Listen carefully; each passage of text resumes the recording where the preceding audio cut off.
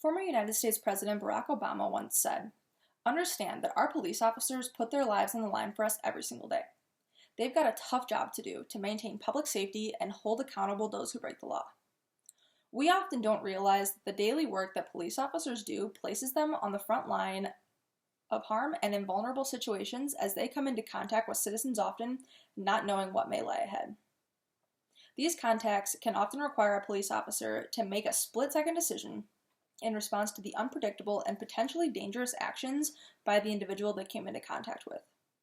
Whether the stop was for something minor like a taillight being out or for speeding, the citizen at any point could act out in a violent way in order to resist the officer's attempt to assess the situation, or the citizen could actively flee from the officer, which would then require the officer to stop the threat and protect the officer themselves and the public. Stopping the threat of violence is single-handedly the most important objective when it comes to law enforcement, according to the case of Graham v. Connor, 1989.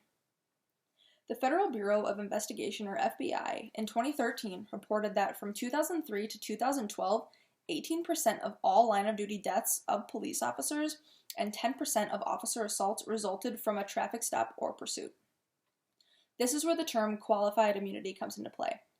According to Section 1983 of Title 42 of the United States Code, criminal justice personnel are granted qualified immunity.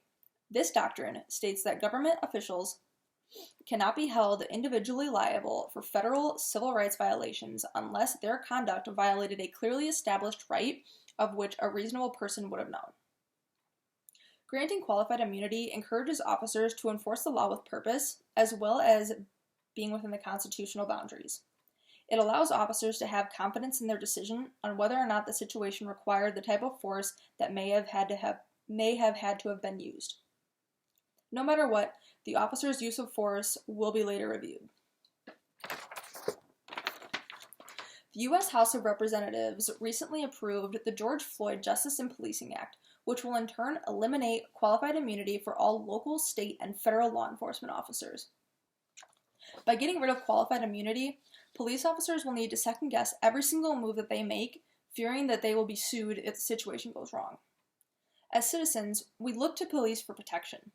By taking away qualified immunity, it not only takes away the confidence police officers have to contain, maintain, control, and order of a dangerous situation, but it also instills fear in the citizens knowing that our officers will now be forced to second-guess every single move that they make for fear of consequences.